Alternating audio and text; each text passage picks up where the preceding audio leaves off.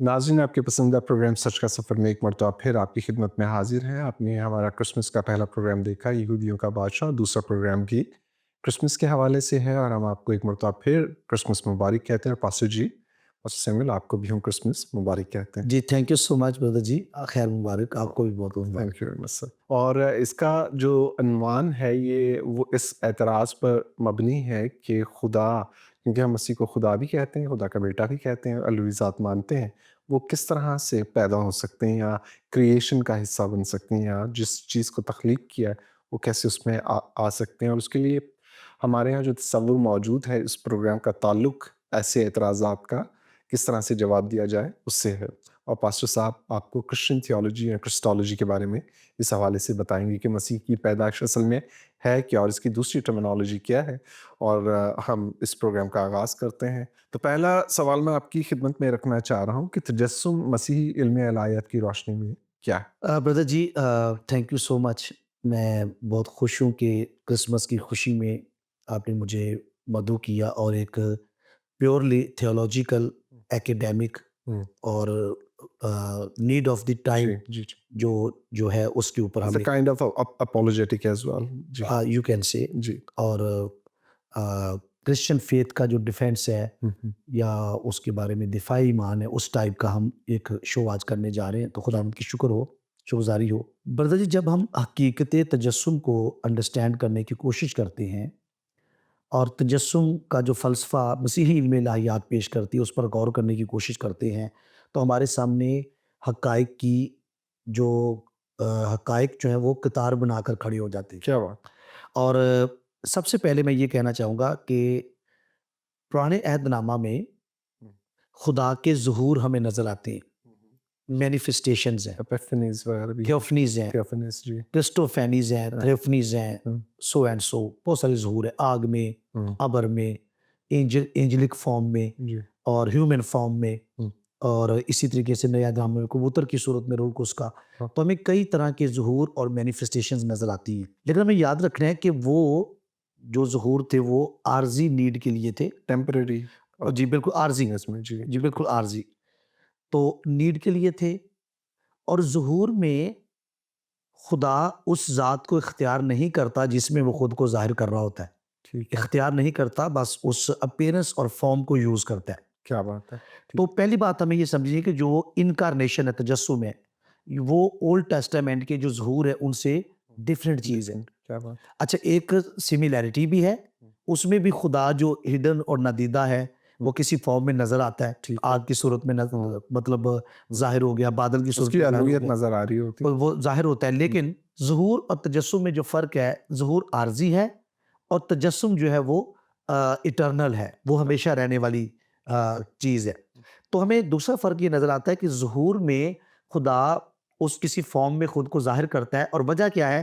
ताकि खुदा को ओरिजिनल फ़ॉर्म में इंसान देख नहीं सकता। हुँ, तो खुदा नज़र आने वाली चीज़ों में खुद को क्या करता है? ज़ाहिर ज़ाहिर कर करता है। लेकिन तजस्सुम में जो खुदा का बेटा है, खुदा का कलमा है, जो ऐन ज़ाते खुदा है, हुँ, वो बशरी ज़ात को इख्तियार करता है। करता। सो तजस्सुम की हकीकत को जानने के लिए सबसे पहली बात कि तजस्सुम उसका हो सकता है जो पहले से एग्ज़िस्ट करता मौजूद हो, कर जी, जो बिल्कुल, पहले से मौजूद हो। जी, अच्छा, यही बात क्राइस्ट को यूनिक करती है हुँ, कि क्राइस्ट की जो ह्यूमन फॉर्म में हुँ, या बशरी तौर पर जो पैदाइश है, हुँ, वो नॉर्मल और फितरती पैदाइश की तरह नहीं है। हुँ, नॉर्मल और फितरती पैदाइश में क्या होता है? हुँ, बच्चा जब पैदा होता है तो उसी वक़्त उसकी वो वजूद पाता है। लेकिन तजस्सुम उसका हो सकता है जो पहले से मौजूद मौजूद हो। हो। जैसी बाइबल क्या कहती है? इब्तिदा में कलाम कलाम था, था, कलाम कलाम खुदा खुदा के के साथ, साथ था और कलाम कलाम खुदा खुदा था। था। और फिर 14वीं आयत में लिखा है और कलाम मुजस्सम मुजस्सिम हुआ। हुआ। दूसरी बात जब हम गौर करेंगे, कई बार हम अ, बड़ी सतही सी बात कर जाते हैं हुँ, हम मसीही, हुँ, कि जी एक आदम बगैर बाप के पैदा हुआ है हुँ, और एक हाँ, मसीह बगैर बाप के पैदा हुआ है। तो ये गलत बात है। हुँ, हुँ, تو بغیر باپ کے پیدا ہونا اس وقت کہا جاتا ہے جب باپ سے پیدا ہونے کا سلسلہ موجود ہو، اچھا ٹھیک ہے صحیح جب باپ سے پیدا ہونے کا سلسلہ موجود موجود ہو. ٹھیک ہے تو جب آدم پیدا ہوا تو اس وقت تو باپ سے پیدا ہونے کا سلسلہ موجود ہی نہیں تھا. پہلا آدمی آدم ہے. آدم تھا، ٹھیک تو آدم کریٹ کیا گیا ہے ہے اور آدم بغیر باپ کے پیدا نہیں ہوا کیونکہ باپ اس سے پہلے کوئی باپ تھا ہی نہیں. آئیں گے لیکن مسیح کے بارے میں ہم کہتے ہیں پوری کائنات میں ایک ہی شخصیت بغیر باپ کے پیدا ہوئی ہے اور وہ خدا کا بیٹا یسوع مسیح ہے. تو جب ہم تجسم پر غور کرتے ہیں تو ہمیں یہ پتہ چلتا ہے کہ جو پہلے سے موجود تھا لیکن الہی ذات کے اعتبار سے، یسوع مسیح اپنی الوہیت کے اعتبار سے اور بطور خدا پہلے سے موجود تھا. جو پہلے سے موجود تھا اس نے زمان و مکان میں، جو یسوع مسیح کی ڈیوائن نیچر ہے اس کا کوئی ٹائم نہیں ہے، وہ زمان و مکان سے بالا تر ذات ہے. ابراہیم نے مجھے دیکھا اور خوش ہوا. بیشتر اس سے کہ ابراہم پیدا ہوا میں ہوں. لیکن جو بشری ذات کو اس نے اختیار کیا ہے وہ بشری ذات اس نے زمان و مقام میں اختیار کی ہے. اور تجسم کا مطلب ہے کہ جو پہلے سے جو ایگزسٹنس رکھتا تھا اس نے کسی اور ذات کو اختیار کر لیا اور اب وہ پہلے صرف خدا تھا، اب تجسم کے بعد سے وہ خدا بھی ہے اور انسان بھی ہے، کامل خدا اور کام کامل انسان. تو اس سے ہمیں پتہ چلا کہ یہ جو چرنی میں پڑا ہوا ہے اس کی پیدائش تو بشری طور پر ہوئی ہے لیکن یہ کلام مجسم ہوا ہے، یہ خدا جسم میں ظاہر ہوا ہے. اور رسول کہتا ہے یہ بھید تو بڑا ہے، اس کو بھید کہا گیا ہے، سیکرٹ آف گاڈ کہا گیا ہے اور یہ بھید خدا ہی ہمارے دلوں میں اتارتا ہے. سو تجسم کی حقیقت کو جب ہم علم الہیات کی روشنی میں سمجھتے ہیں تو میرے ذہن میں گلتیوں 4:4 آ رہا ہے، چوتھے باب کی چوتھی آیت آ رہی ہے. اس میں کیا لکھا ہے؟ جب وقت پورا ہو گیا تو خدا نے اپنے بیٹے کو بھیجا. دیکھیں بیٹے کو بھیجا اور اگلا جملہ ہے اور وہ عورت سے پیدا ہوا. پیدا ہونے سے پہلے وہ موجود ہے اور پھر اس کو بھیجا جا رہا ہے اور بھیجا اسی جاتا ہے جو ہو. اور جب اس کو بھیجا گیا ہے اور اس کے آنے کا طریقہ کیا ہے؟ اور وہ عورت سے پیدا ہوا، شریعت کے ماتحت شریعت کے متحد پیدا ہوا. تو اس کے علاوہ جی ہمیں یسایہ میں ملتا ہے ہمیں بیٹا بخشا گیا اور ایک لڑکا ہمارے لیے تولد ہوا. تو بیٹا بخشا گیا یہ خداوند کی پری ایگزسٹنس ہے، پری انکارنیشن وہ موجود تھا. اور جو مولودیت ہے اور لڑکا پیدا ہوا، یہ لڑکا مولود ہوا تو اس کی بشری اعتبار سے پیدا ہونا ہے. جب آپ یہ بات کرتے ہیں کہ وہ خدا ہے تو خدا کبھی پیدا نہیں ہوتا.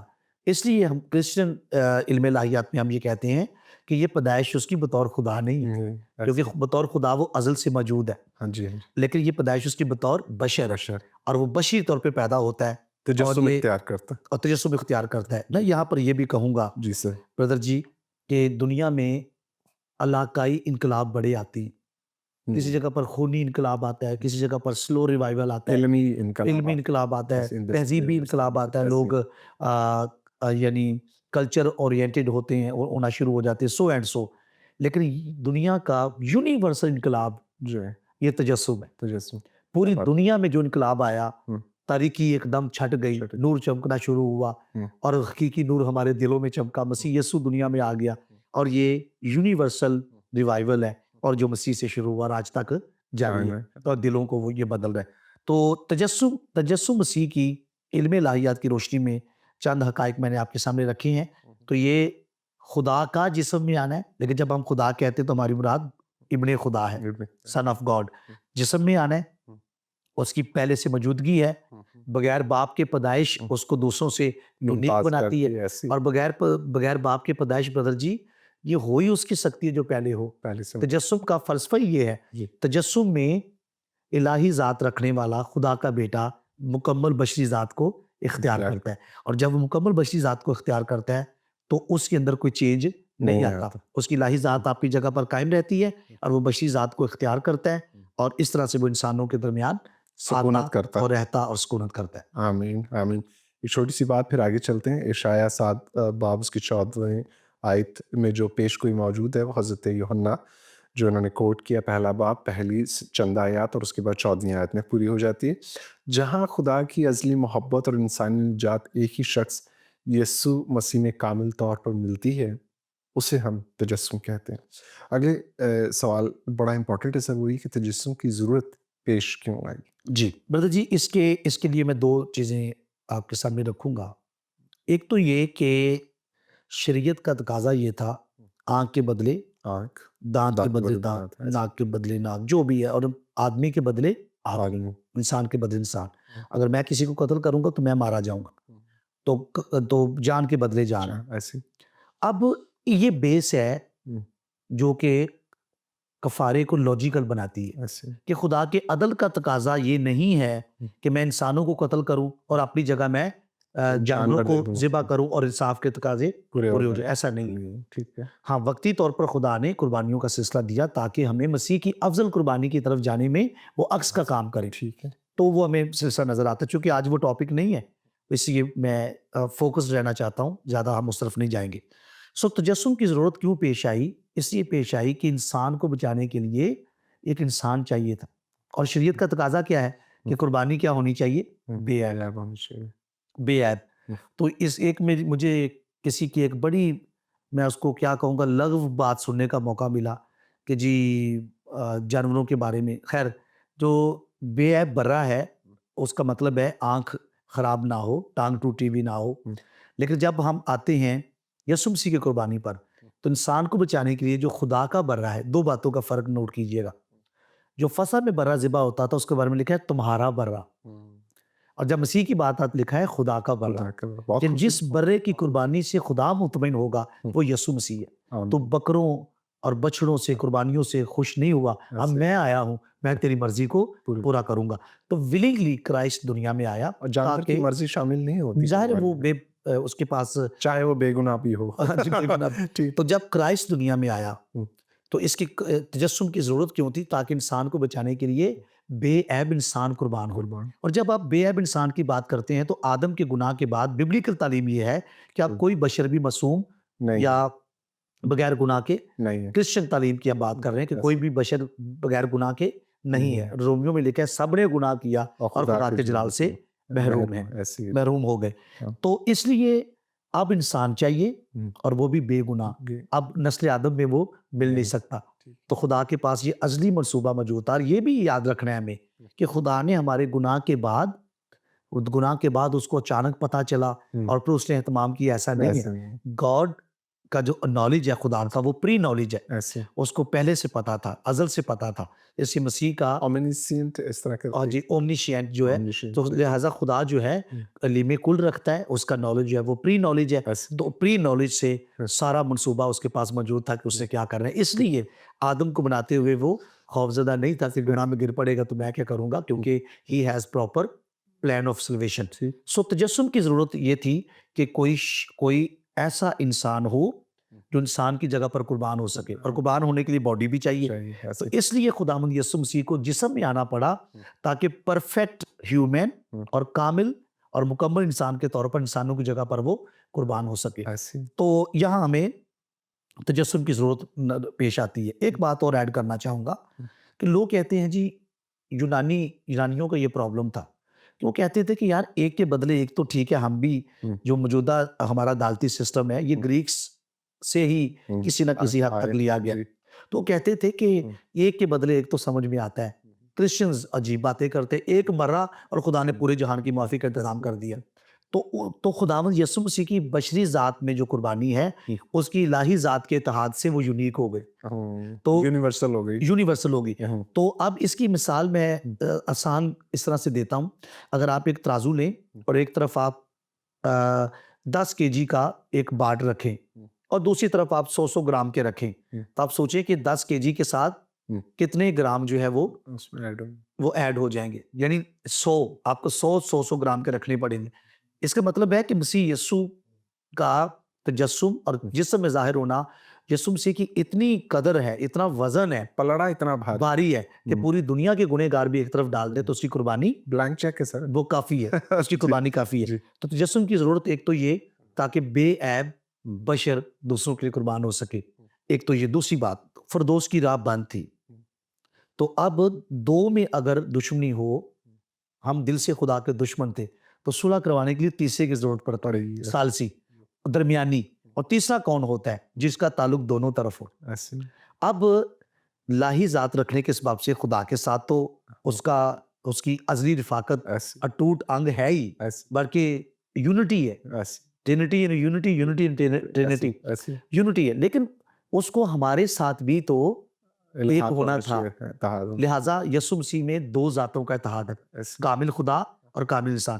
سو درمیانی ہونے کے لیے یہ خدا کی لیگل ریکوائرمنٹ تھی، خدا کے ہاں جو لیگل سسٹم ہے اس کی ریکوائرمنٹ تھی کہ درمیانی بھی ہو سکتا ہے جو خدا بھی ہو اور انسان بھی انسان ہو۔ اس لیے تیموتھیوس اپنے خط میں لکھتا ہے خدا اور انسان کے بیچ میں درمیانی ایک ہے، ایک ہی ہے۔ اور وہ یسوع مسیح ہے اور وہ انسان ہے۔ تو خدا بھی ہے اور انسان بھی ہے، لہٰذا تجسم کی ضرورت ان 2 باتوں کی وجہ سے ہے، تاکہ بے عیب قربانی مل سکے، اور قربانی بھی کون سی؟ انسان کے بدلے انسان، اور پھر کوئی درمیانی مل سکے جو دونوں کو ایک کرے۔ اور کلام کہتا ہے یسوع مسیح نے ہمارا خدا کے ساتھ میل ملا کرا۔ آمین۔ اور میں ایک چھوٹی سی بات دیکھ رہا تھا، اور میں جامع مسیح کی کوڑیوں کو جو چھوتے ہیں ٹھیک ہو جاتے ہیں، تو ایک سینٹینس آپ کی خدمت میں رکھنا چاہ رہا ہوں۔ یسوع مسیح میں خدا نے انسانیت کو چھو کر نجات کو ممکن بنا دیا۔ تجسم کی ضرورت اس لیے پیش آئی کہ خدا خود وہ فاصلہ مٹا سکے جو گناہ نے انسان اور خدا کے درمیان پیدا جی کر بالکل۔ دیا۔ اگلے سوال کی طرف چلتے ہیں۔ منطقی طور پر تجسم ذاتی خدا کے لیے کیسے اور کیوں کر ممکن؟ کرسچن تھیولوجی میں جس طرح سے بیان کیا جاتا ہے اور بڑا امیزنگ ہے، وہ یہ ہے کہ ایک تو خدا قادر مطلق ہونا چاہیے، آمین۔ اومنی پوٹینٹ ہو، اور جی ایسی وہ سب کچھ کرنے پر قادر ہو۔ یہاں پر میں یہ بھی کہوں گا کہ جب ہم کرسچن تعلیم میں یہ کہتے ہیں نا کہ خدا سب کچھ کر سکتا ہے، تو ہم ساتھ یہ بھی کہتے ہیں کہ وہ سب کچھ جو اس کی مرضی اور فطرت کے اگینسٹ نہ ہو، ٹھیک ہے، جو اس کی مرضی اور فطرت کے اگینسٹ نہ ہو۔ ہاں۔ کیونکہ بہت سارے ایتھیسٹ ایسے کویسچنز لاتے ہیں کہ کیا وہ گناہ کر سکتا ہے، کیا وہ ایسا پتھر بنا سکتا ہے جسے وہ خود ہی اٹھا نہ سکے؟ تو وہ سب کچھ خدا کر سکتا ہے جو اس کی مرضی اور اس کی فطرت کے اگینسٹ نہ ہو خدا۔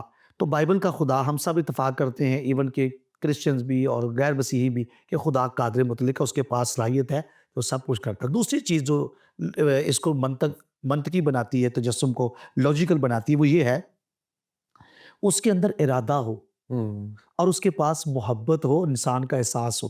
کیا تجسم کو لاجیکل بنانے کے لیے خدا کا قادر مطلق ہونا آمین۔ نمبر 1، نمبر 2 خدا کے پاس اس کام کو کرنے کے لیے مرضی اور ارادہ ہونا ہے، اور پھر خدا کے پاس محبت اور رحم کا ہونا۔ یہ ساری چیزیں خدا کے پاس موجود ہیں، اور تجسم کو اس لیے تجسم لاجیکل ہے، کیونکہ بائبل کا خدا ہم یہ نہیں کہہ سکتے کہ وہ یہ کر سکتا ہے اور وہ نہیں کر سکتا۔ اب دوسری بات جو ہمیں دیکھنی ہے وہ یہ ہے کہ تجسم میں الہی ذات رکھنے والے تثلیث کے دوسرے قانون خدا کے بیٹے نے بشری ذات کو اختیار کیا، تو کیا یہ خدا کی شان کے خلاف تو نہیں ہے؟ کیا یہ شان باری تعالیٰ سے مبرہ بات تو نہیں ہے، اس کے خلاف تو نہیں، معیوب تو نہیں ہے؟ اس کے لیے دیکھیے، اگر انسان کو خدا اپنی صورت و شبیہ پر بنا سکتا ہے تو اس کی صورت و شبیہ یعنی بشری ذات میں آ کیوں نہیں سکتا؟ تو جب خدا نے انسان کو بنایا ہے تو انسان خدا کی صورت پر بنایا گیا، خدا کی شبیہ پر بنایا گیا، تو خدا پہلے سے آدم کو اپنی صورت و شبیہ پر بنا چکا ہے، تاکہ جب مسیح بشری ذات کو اختیار کرے تو وہ عیب دار نظر نہ آئے، یہ بات معیوب نظر نہ آئے۔ تو تجسم میں ذات خدا نے بشری ذات کو اختیار کیا، اور یہ ممکن کیوں ہے؟ کیونکہ بشری ذات خدا کی صورت و شبیہ پر ہے، اور یہ خدا کی مرضی اور خدا کی فطرت سے ہارمونائزڈ ہے، اس کے ارادہ کے مطابق، یہ اس کے گیسٹ نہیں ہے، کیونکہ اس انسان کو پہلے اپنی صورت دی اور اپنی شبیہ پر اس کو بنایا۔ تجسم منطق کے تمام اصولوں کے مطابق ہے۔ تجسم جو ہے وہ یہ اس کے اندر وزڈم ہے، اس کے اندر حکمت ہے، اور تجسم میں ذات خدا جو رکھنے والا بیٹا ہے، الہی ذات رکھنے والا، اس نے بشری ذات کو اختیار کیا، کیونکہ he is omnipotent and he has will to do that. اس کے پاس یہ کرنے کا ارادہ ہے، اس کے پاس یہ کرنے کی مرضی ہے، اور اس نے کیا، اور یہ کسی طریقے سے اخلاقی اقدار کی منافی نہیں، اور اس کی جو شان ہے اس کے خلاف نہیں، کیونکہ وہ انسان کو پہلے اپنی صورت و شبیہ بنا چکا ہے۔ میں یہ سمجھتا ہوں کہ لوگ جو بھی اعتراض کرتے ہیں، اور اسپیشلی وہ جو الہی کتب پر ایمان رکھتے ہیں، وہ اس چیز کو سمجھنے کی کوشش کریں کہ ہمیں پیدائشی کتاب تورات کی جو ٹیچنگ ہے اس میں یہ نظر آتا ہے کہ پہلے چیپٹرز میں ہمیں نظر آتا ہے کہ خدا شام کے وقت جو آدم اور حوا کے ساتھ چہل قدمی کیا کرتا تھا، یعنی اس کی پریزنس موجود رہتی تھی۔ آپ اس کو یہ کہہ سکتے ہیں کہ جس طرح ہم بات کر رہے ہیں کہ خدا کریشن میں آ سکتا تھا اپنی مرضی کے مطابق، کیونکہ وہ کریٹر ہے، Yes. اس کے اوپر کوئی نہیں ہے کہ اس کو منع کرے، اس کو بتائے۔ تو جو لوگ بھی یہ اعتراض کرتے ہیں اور ایمان بھی رکھتے ہیں کہ خدا ہے، تو وہ خدا کے لیول پہ جا کے اس کو منع کر سکتے ہیں، اور مسیح ایسا نہیں کرتے ہیں۔ مسیح اسکرپچرس کے مطابق یہ جانتے ہیں کہ خدا جس کو جو کریٹر ہے اور ان چیزوں سے ماورا ہے، وہ اگر قادر مطلق ہے تو اس کے لیے یہ بالکل ممکن ہے، اور یہ وہ مسیح کی ذات سے پہلے جو آدم اور حوا ان کے ساتھ رفاقت میں ظاہر کر چکا ہے۔ اور یہ مسیح تھیولوجی میں تجسم کوئی تضاد نہیں ہے، بلکہ خدا کی محبت اور قدرت کا اظہار۔ اگلا سوال آپ کی خدمت ہے، خدا لا تبدیل ہے، بیٹے کے تجسم سے خدا کی جو صفت غیر تغیر پذیری ہے کیسے متاثر نہیں ہوتی؟ جی، یہ بھی کویشچن کیا جاتا ہے، اور یہ مسیحیوں کے علاوہ غیر مسیحیوں کے علاوہ مسیحی بھی کئی دفعہ یہ کویشچن کرتے ہیں۔ دیکھیں، جو مسیحی تعلیم ہے جسے ہم کرسٹولوجی کہتے ہیں، علم المسیح، ہم، اس میں ہم مسیح کی شخصیت کو واحد شخص وہ ایک ہے، پر اس کے پاس ذاتیں دو ہیں، جی، اور یا آپ یہ کہہ لیں کہ ہو ایک ہے، واٹ دو ہیں۔ ون بینگ ٹو پرسنس، نہیں نہیں، اچھا، one person one person to to nature, to sorry, nature, ٹھیک ہے، اوکے، ٹھیک ہے جی۔ ون پرسن ٹو نیچر، تو اب کرائسٹ کی جو الہی ذات ہے وہ اس کو خدا ثابت کرتی ہے، اور اس کی بشری ذات اس کو انسان ظاہر کرتی ہے۔ ٹھیک ہے، اب ہم یہ جب مسیحی علم الہیات کی روشنی میں دیکھتے ہیں، علم المسیح کی اینک لگا کر، تو ہمیں پتہ چلتا ہے کہ بشری ذات اختیار کرتے ہوئے مسیح کی الہی ذات میں کوئی تبدیلی نہیں، نہیں آئی۔ اور دیکھیں یہ تجسم ہوا کیسے؟ ایسے نہیں ہوا کہ الہی ذات اور بشری ذات مکس ہو کر تیسری چیز بن گئی، ٹھیک ہے، تو یہ ایسا بھی نہیں ہوا۔ اور ایسا بھی نہیں ہوا کہ ایک ذات جو ہے وہ اتنی الگ ہے اور دوسری ذات اتنی الگ ہے کہ مسیح دو شخصیات نظر آنے لگ، ایک شخص میں ہائپوسٹیٹک یونین، ایک شخص میں دو ذاتوں کا اتحاد ہے۔ چونکہ بشری ذات اتناسیس کا جو عقیدہ ہے وہ ہمیں کیا بتاتا ہے کہ تجسم کا یہ مطلب نہیں ہے کہ وہ الوہیت کو جسمانیت میں اس نے بدل ڈالا یا اس نے مکس کر کے کوئی تیسری چیز بنا لی، تو اس کی صفت غیر تغیر پذیری، امیوٹیبلٹی آف گاڈ، اس لیے چیلنجڈ نہیں ہوئی، کیونکہ الہی ذات میں کسی طرح کا چینج محال ہے، چینج آ ہی نہیں سکتا۔ یہ نہیں میں کہوں گا کہ اس نے چینج کیا نہیں، کر ہی نہیں سکتا، ہو ہی نہیں سکتا، یہ چینج ہو ہی نہیں سکتا۔ تو چونکہ خدا امیوٹیبل ہے، تو خدا کی ذات میں کوئی چینج نہیں آیا، اور وہ ذات اسی طرح رہی، اس کی خوبیاں، اس کے ایٹریبیوٹس اسی طرح رہے، اور الہی ذات میں کسی بھی طرح کی تبدیلی محال ہے، چونکہ تبدیلی نہیں ہو سکتی یا نہیں ہوئی، اس لیے خدا کی جو صفت غیر تغیر پذیری ہے وہ قائم ہے، اور خدا امیوٹیبل ہے، اس میں کوئی چینج نہیں آیا۔ الہی ذات رکھنے والے خدا کے بیٹے نے مکمل بشری ذات کو تجسم میں اختیار کر لیا، اور دونوں ذاتیں ایک شخص میں متحد ہیں لیکن مکسڈ نہیں ہیں، اس لیے اس کی ڈیوائن نیچر میں کسی طرح کا کوئی چینج نہیں ہے اور نہ ہو سکتا ہے۔ آپ نے جو سر بڑی خوبصورت بات کہی، تو یہ کہیں گے چھوٹا سا جملہ پھر آگے چلیں گے کہ تجسم تبدیلی نہیں ہے بلکہ اتحاد کا ظہور ہے۔ جی ٹھیک ہے، اگلے سوال کی طرف چلتے ہیں، اور یہ کہ تجسم سے بنی نوع انسان کو کیا حاصل ہوا؟ یہ سب پوچھتے ہیں سر۔ جی، میں پہلے کویشچن میں ایک جملہ یہ بولنا چاہوں گا کہ جو ڈیوائن نیچر ہے وہ ڈیمینش نہیں ہوئی، اور جو ڈیزالو نہیں ہوئی، جی کم نہیں ہوئی، کم نہیں ہوئی، اور جو ہیومن نیچر ہے وہ ایگزالٹڈ نہیں ہوئی۔ ٹھیک ہے، صحیح، دونوں نیچرز اپنی اپنی جگہ پر مکمل قائم خوبیوں اور اوریجنل حالت میں مسیح میں موجود، متحد ہوئی ہیں، اور متحد کرنے والا جو برج ہے وہ کرائسٹ خود ہے، پرسن ہے۔ ون پرسن میں ٹو نیچرز کا جو اتحاد ہے وہ لاجیکل ہے، اور اس کی ہم نے جتنا ہمارے پاس وقت تھا، کیونکہ یہ تو ظاہر ایک بہت ڈیٹیل ڈسکشن ہے، ایسی تو ہم کرسمس کے حوالے سے 25-30 منٹ میں کرسمس کے حوالے سے، تاکہ ہم سمجھ سکیں کہ ہم جو خوشیاں منا رہے ہیں اس کے پیچھے سورس کیا ہے، سورس کے خدا جسم میں ظاہر ہوا ہے، خدا کا بیٹا یسوع مسیح آیا ہے۔ تو ناظرین کو یہ کویشچن بڑا اچھا ہے۔ پہلے تو زیادہ تھیولوجیکل چیزیں تھیں، تاکہ ہمارے لوگ سمجھ سکیں کہ خدا نے کتنا بڑا فضل کیا ہے، کتنا بڑا رحم کیا ہے، اور خدا نے اپنی عین ذات رکھنے والا اپنا بیٹا دنیا میں بھیجا ہے، کیونکہ انسان کسی کو بچا نہیں سکتا، اس لیے ابن آدم کھوئے ہوئے کو ڈھونڈنے اور نجات دینے آیا۔ تجسم سے بنی انسان کو کیا حاصل ہوا؟ کرسمس کے موقع پر ہم یہ اپنی ناظرین سے شیئر کرنا چاہتے ہیں۔ تجسم میں سب سے پہلی چیز جو انسان کو حاصل ہوئی ہے وہ خدا حاصل ہوا ہے۔ کیا بات ہے! اور جب خدا حاصل ہو گیا تو پیچھے پیچھے کیا رہا؟ صحیح کچھ نہیں بات رہا۔ ایسے میں یہ کیوں کہہ رہا ہوں؟ پیشن گوئی یہ تھی کہ اس کا نام ایمینویل ہوں، رکھے گی، جس کا ترجمہ ہے خدا ہمارے ساتھ ساتھ۔ اب یہ لٹرلی نام رکھنے کی بات نہیں ہو رہی ہے، ہوں، نام تو اس کا جیسس رکھا گیا۔ جیسس جیسس نام کا مطلب بھی بڑا اچھا ہے، ہوں، لیکن اس پیشن گوئی کا کیا کریں؟ اس کا نام ایمینویل رکھے گی، جس کا ترجمہ ہے خدا ہمارے ساتھ۔ ساتھ تو یہ نام لٹرل وے میں تو نہیں رکھا گیا، ہوں، پر اس نام کا مفہوم ہوں، یسوع کے آنے سے پورا پورا ہوا۔ ہوتا ہے کلمہ جو خدا تھا وہ جسم میں ظاہر ہو گیا، اب خدا ہمارے ساتھ۔ ساتھ تو تجسم المسیح میں جو سب سے قیمتی گفٹ ہمیں خدا نے دیا ہے، وہ اس نے اپنا آپ ہمیں دے دیا، اپنا بیٹا ہمیں دے دیا۔ اب ہمیں اگر کسی طرح سے یقین کرنا مشکل ہو، ہم دکھوں میں ڈگمگا جائیں، مصیبتوں میں گھبرا جائیں اور سوچنے لگے میں تو اکیلا ہوں، خدا کدھر ہے؟ تو اس کو تجسم کی طرف دیکھنا ہے، خدا میرے ساتھ ہے، ساتھ خدا ہمارے ساتھ ہے۔ اور یہ بھی یاد رکھیے گا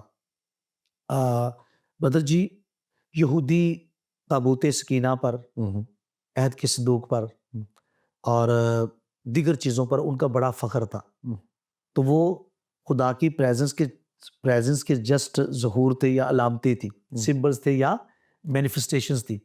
لیکن تجسم المسیح وہ اب آج وہ چیزیں نہیں ہیں ان کی، ہوں، مطلب یہودیوں کے پاس بھی نہیں ہے، دنیا میں بھی وہ ڈس اپیئر ہے، پتہ نہیں کدھر ہے، ٹھیک کیونکہ وہ چیزیں وقتی نیر کے لیے تھی۔ لیکن تجسم المسیح ابدی ہے، جب سے مسیح مجسم ہوا ہے تب سے لے کر اب تک ہمیشہ خدا بھی رہے گا اور انسان بھی۔ تو ہمیں تجسم المسیح میں خدا ملا ہے، ہمیں تجسم المسیح میں ہمدرد کاہن ملا ہے، ہمیں تجسم المسیح میں شافی ایک ملا شافی ملا ہے، بھائی ملا ہے، بھائی ملا بہت سارے بھائیوں میں پلوٹا۔ چلو تو تجسم المسیح نے اس گیپ کو پورا ختم کیا ہوں، اور ہمیں خدا تک مسیح لایا ہے، اور اس نے کہا راہ حق و زندگی میں ہوں، کوئی میرے وسیلے کے بغیر باپ کے پاس نہیں جا سکتا۔ بہت خوبصورت بات سر، اور میں آخر میں صرف یہ کہوں گا کہ خدا نیچے آیا تاکہ انسان روحانی بلندی حاصل کرے، اور گریگری آف نازیانزوس اس کا ایک کوٹ ہے آپ کی خدمت میں پیش کرنا چاہ رہا ہوں: what he was he remained, what he was not he assumed. جو وہ نہیں تھا وہ اس نے اختیار کیا، اور جو وہ تھا وہ ویسا ہی رہا، جو جیسے پاسٹر صاحب نے کہا کہ الوہیت کو کوئی چینج نہیں کر سکتا۔ اس چھوٹی سی بات کے ساتھ اجازت دیجیے گا، خدا حافظ۔